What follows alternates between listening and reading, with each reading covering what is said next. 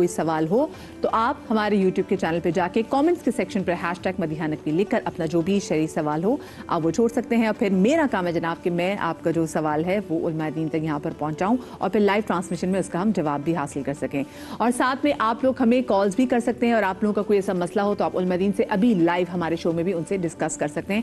اچھا، بریک پر جانے سے پہلے ہم بات کر رہے تھے علامہ تقی مہدوی صاحب سے، اور ہم بات کر رہے تھے کہ اگر اہل بیت کی شان کے والے سے بات کریں تو جتنی بڑی راوی ام المومنین حضرت عائشہ رضی اللہ عنہ اتنی بڑی اور کوئی ہمیں نظر میں نہیں آتی ہستی میں، کوئی بھی نبی پاک صلی اللہ علیہ وسلم کی جو پاک زوجہ میں سے کسی نے بھی اتنی تعریف نہیں کی جتنی آپ نے بڑھ چڑھ کے تعریف کی ہے۔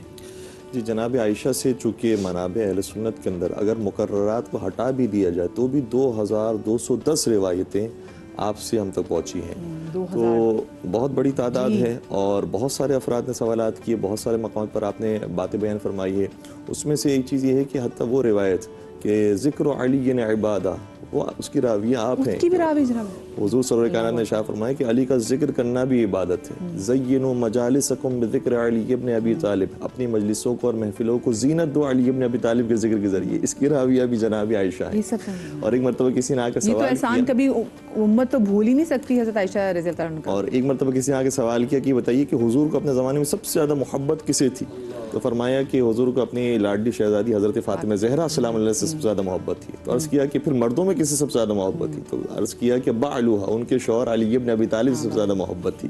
اور بہت سے فضائل ایسے ہیں جو شہزادی کے اور حضرت علی ابن ابی طالب کے آپ کی زبان سے ہم تک پہنچے ہیں۔ مثال کے طور پر وہ جو وقت آخر کی بھی روایت ہے، اس میں حضور صلی اللہ علیہ وسلم نے اپنی شہزادی کو قریب بلایا اور سرگوشی کی اور کچھ راز کی باتیں بیان فرمائی۔ اس کے بعد سننے کے بعد شہزادی کی طبیعت ناساز ہو گئی، بہت گریہ کرنے لگی شہزادی۔ پھر اس کے بعد دوبارہ سے گفتگو کی اور پھر چہرے پر مسکراہٹ آ گئی اور خوش ہو گئی۔ تو جناب عائشہ نے کئی مرتبہ سوال کیا کہ وہ راز کی بات کیا تھی کہ جو حضور نے آپ کو وقت آخر بیان کی تھی۔ تو جب حضور کا وصال ہو گیا تو اس کے بعد پھر بیان فرمایا کہ میرے بابا نے مجھ سے کہا تھا کہ بیٹی یہ میری زندگی کے آخری لمحات ہیں اور اب میں تم سے بہت جلدی جدا ہونے والا ہوں۔ یہ سننے کے بعد میں برداشت نہ کر سکی اور رونے لگی۔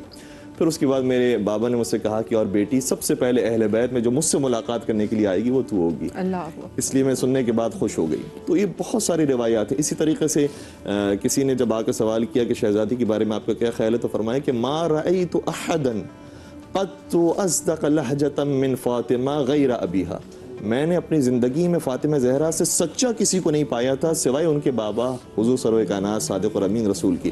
تو بے شمار روایات اور بے شمار فضائل ایسے ہیں کہ جو جناب عائشہ کے ذریعے ہم تک منتقل ہو۔ کیا پیاری بات ہے بھائی، اور یہ جو فضیلت ہم تک پہنچی ہے تو امت تو ان کا جتنا بھی احسان جو ہے نا وہ چکائے وہ کم ہے۔ اب ذرا مجھے غزوہ بدر کے والے سے بات بھی کرنی ہے۔ غزوہ بدر میں 313 مسلمان کی تعداد، اور سامنے جو اگر آج بھی ہم دیکھیں تو جو ہمارے دشمن ہے وہ تعداد میں بہت زیادہ ہے، ہم تعداد میں کم ہے تو ہم تو ڈر جاتے ہیں۔ کیا ان کا ایمان تھا کہ وہ 313 کی آداد میں تھے، اور توکل اللہ پاک کی ذات پہ اس قدر؟ اصل میں مدیحہ یہ جو اللہ پہ بھروسہ اور توکل اور ایمان اور جذبہ ہے، اس کا تعلق تعداد سے کبھی بھی نہیں رہا۔ غزوہ بدر جو ہے یہ تو اس کی بہترین مثال ہے اور قیامت تک رہے گی، اور یہ وہ صحابہ ہیں جن کے لیے اللہ تعالیٰ قرآن میں ان کا ایک مقام عطا فرماتے ہیں کہ ان کے اگلے پچھلے سب گناہ بھی معاف، اور رضی اللہ عنہم ورضوا عنہ، اللہ ان سے راضی ہے، اللہ سے راضی۔ دیکھیے کیفیت کیا ہے، ایک زمانہ اس حال میں گزرتا ہے کہ 13 سالہ مکی دور میں اللہ تعالیٰ صرف توحید پر زور دیتے ہیں کہ آپ نے توحید پہ قائم رہنا ہے، اور سوائے نماز کے کچھ بھی فرض نہیں ہے، اور نماز بھی 2 رکعت۔ پھر معراج ہوتی ہے تو 5 نمازیں 2 رکعت، اب اس کے سوا کچھ فرض نہیں ہے۔ اب جب مدینہ آ جاتے ہیں ابھی تو رہنے سہنے کا بھی کچھ نہیں ہوا، ابھی تو مواقعات چل رہی ہے، انصار اپنے ساتھ سہارا دے رہے ہیں، وہ امداد کر رہے ہیں۔ ایسے میں وہاں سے چل پڑتے ہیں کفار کہ یہ جو اب جا کر سہولت سے اپنا دین کے اوپر، ابھی تو کوئی گزارا کرنے کے لیے بھی پراپر وہ کچھ نہیں ہے انتظامات، تو ان کو ان کے گھر میں جا کر ان کے دین کو ختم کر کے آئیں۔ تو اللہ تعالیٰ فرماتے ہیں کہ اب جہاد فرض ہو گیا ہے 2 ہجری میں، اور جب جہاد فرض ہوا تو عالم یہ ہے کہ پورے لشکر کے پاس گھوڑا صرف ایک ہے، ہتھیار نہیں ہے، لوگوں کے پاس پورے پہننے کپڑے نہیں ہیں، لوگ انصار کے ساتھ رہ رہے ہیں۔ تو اب آپ مجھے یہ بتائیے کہ وہ جنگ کے لیے تو اسلحہ چاہیے ہوتا ہے، راشن پانی چاہیے ہوتا ہے، آپ کہاں تک جائیں گے, کب لوٹ کے آئیں گے, وہ سارا گزران چاہیے ہوتا ہے. اور کفار تو ساتھ میں اپنے خواتین بھی لائے ہیں جو ترانے پڑھیں اور جوش دلائیں, اور راشن پانی بھی ساتھ میں لائیں کہ جانے کتنے دن گزر جائیں.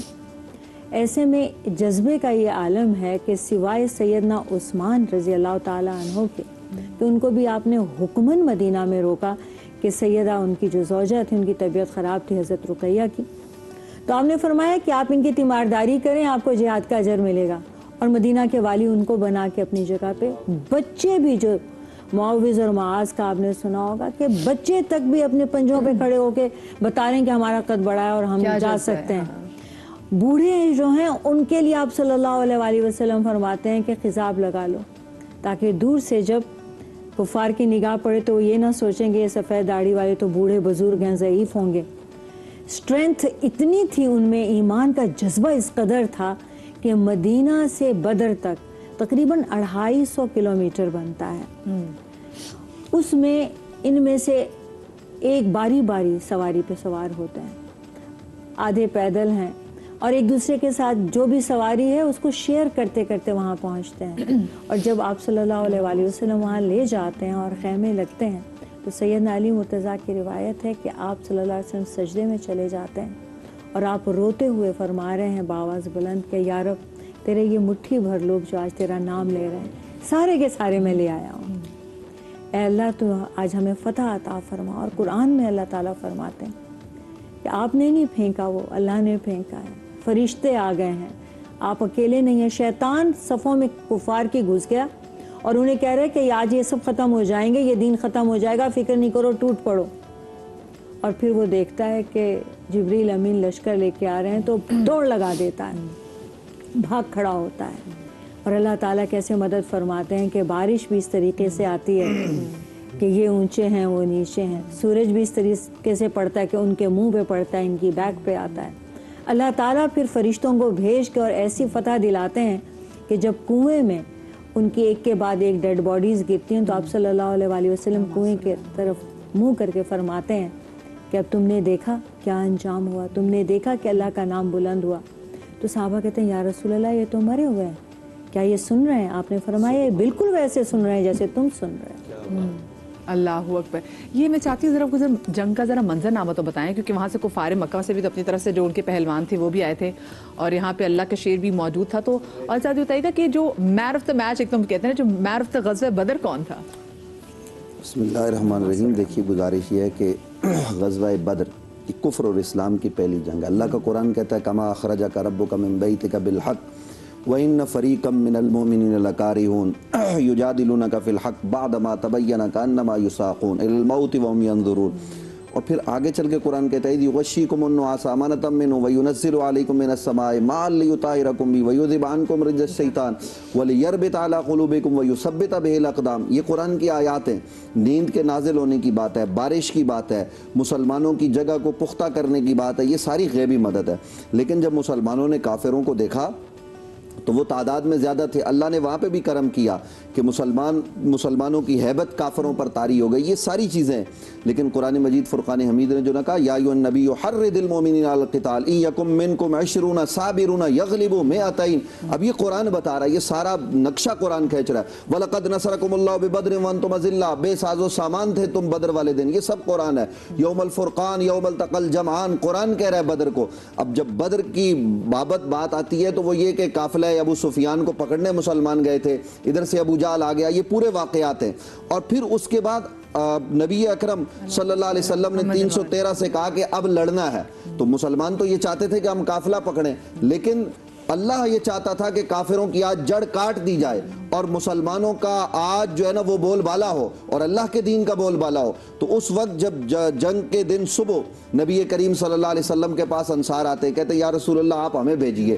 تو ادھر سے کافر جو ہے وہ تانے دیتے ہیں, وہ کہتے ہیں ہم ان زمیندار لوگوں کے ساتھ, کسانوں کے ساتھ جنگ نہیں کریں گے. یعنی انصار کھیتی باڑی کرتے تھے نا, ان کو یہ تانا دیا ہم تو برابری کے لوگوں کے ساتھ لڑیں گے. تو اب آج لوگ اپنوں کو بچاتے ہیں, واہ نبی اکرم صلی اللہ علیہ وسلم کی عظمت پر میں قربان جاؤں، نبی نے اپنے چچا کو میدان میں اتارا، نبی نے جناب حضرت مولا کائنات امیر المومنین علی ابن ابی طالب کو میدان میں اتارا، جو بھائی بھی ہیں، کیسے بھائی، انت اخی فی الدنیا والآخرہ، دنیا اور آخرت کے بھائی ہیں، جو داماد بھی ہیں، حضور نے ان کو اتارا، حضرت عبیدہ ابن حارث کو اتارا۔ یہ لوگ جب اترے، ادھر سے کافر آئے تو حضرت مولا کائنات اور حضرت امیر حمزہ نے تو ان کافروں کا کام تمام کر دیا۔ حضرت عبیدہ بن حارث وہ زخمی بھی ہوئے اور اسی زخم سے وہ شہید بھی ہوئے، لیکن اب مد مقابل کو انہوں نے بھی واصل جہنم کیا۔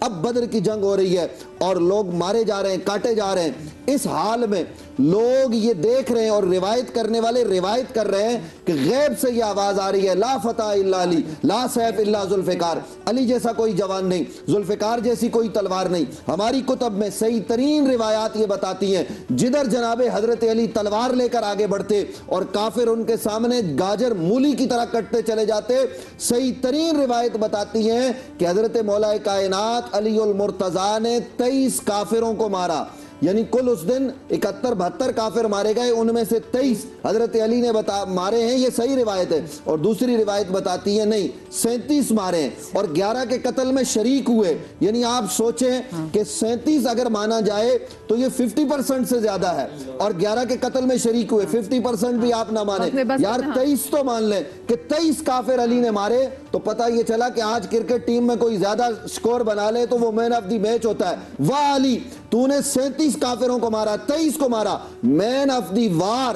یہ حضرت مولا کائنات امیر المومنین علی ابن ابی طالب ہے۔ یہی تو وجہ ہے بعد میں کہا گیا کربلا کے موقع پر کہ ہم نے بدر کی جو ہے نا وہ جنگ کا بدلہ لے لیا۔ تو بدر میں مسلمانوں کی مدد اللہ نے کی، اور اللہ نے کن کے ذریعے کی؟ اللہ نے نبی علیہ السلام کے اصحاب کے ذریعے، خاص طور پر حضرت سید الشہداء امیر حمزہ، حضرت مولا کائنات امیر المومنین علی ابن ابی طالب، ان لوگوں نے جنگ کی ہے، اور جنگ کا جو نقشہ ہے وہ بدل دیا ہے۔ اور بدر کی جنگ یہ بتاتی ہے، بس آخری بات میں کر رہا ہوں، کہ آج ہم اصحاب بدر جیسا ایمان پیدا کریں۔ اقبال نے کہا فرشتے آج بھی اتر سکتے ہیں مدد کو، لیکن کب؟ جب ہم بدر والوں جیسا ایمان پیدا کریں گے، ان کے نقش راہ پر چلیں گے۔ اللہ نے ان کو بخش دیا، ان کی عزتیں بیان کی، ان کی عظمتیں بیان کی، وہی رضی اللہ عنہم ورضوا عنہ۔ اللہ بدر والوں پر جو شہید ہوئے ان کے درجات بلند کرے، اور مولا کائنات امیر المومنین علی ابن ابی طالب کا جو کردار ہے، امت اس روشن کردار کو پیش نظر۔ الہی آمین۔ علامہ صاحب کیسے کریں گے ہم یہ، کیسے کریں گے؟ بہت خوبصورت بات کی ہے، اور یوم بدر جو ہے وہ قرآن کی نگاہ میں یوم فرقان بھی ہے، اور فرقان قرآن کریم میں صرف 2 ہی چیزوں کے لیے آیا ہے، یا جنگ بدر کے لیے یا قرآن کریم کے لیے۔ یعنی جنگ بدر بھی وہ دن ہے کہ جب حق اور باطل کا فرق ہو گیا، اور اسی طریقے سے قرآن کریم بھی وہ ہے کہ جو حق اور باطل کو فرق کر دینے والی ہے۔ اور دوسری بات یہ کہ جو سورہ انفال کی آیات ہے، میں ناظرین سے درخواست کروں گا، چونکہ یہاں پر دامن وقت میں گنجائش نہیں ہوتی، اس لیے ہم ساری باتیں بیان نہیں کر پاتے ہیں، تو سورہ انفال تقریباً ایسا ہے کہ جو واقع بدر کو بیان کر رہا ہے، ترجمے کے ساتھ پڑھیں، اور اس کو ترجمے کے ساتھ پڑھیں، سمجھیں کہ واقع بدر کس طریقے سے پیش آیا ہے۔ اور پروردگار کا یہ منصوبہ تھا کہ جو پہلی جنگ ہے اس کے اندر مسلمانوں کو کسی بھی طریقے سے فتح یابی نصیب کرنی ہے۔ یعنی اگر مسلمانوں کے پاس اسلحہ کم ہے، اگر مسلمانوں کے پاس تعداد کم ہے، اگر مسلمانوں کے پاس افراد کم ہیں، کسی بھی طریقے سے مسلمانوں کو کامیاب کرنا ہے، اسی لیے پروردگار عالم نے جنگ بدر کے اندر آسمان سے ملائکہ بھیجے، اور یہ چیزیں مشاہدے میں آئی ہیں۔ یعنی جو مسلمان گئے بدر میں لڑنے کے لیے، انہوں نے دیکھا کہ ابھی ہم تلوار چلاتے نہیں، اس سے پہلے سامنے والے کا سر تن سے جدا ہو کر گر جاتا ہے، ابھی ہم حملہ کرتے نہیں اور سامنے والا مر جاتا ہے۔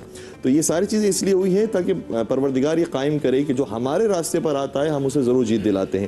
اور جو تعداد جنگ بدر کے اندر ہے 313 کی، تو حضور کی پہلی جنگ کی تعداد بھی 313 ہے، اور حضور کا جو آخری جانشین امام مہدی کی صورت میں آئیں گے ان کے لشکر کی تعداد بھی 313 ہوگی۔ بہت بہت پیاری بات کی۔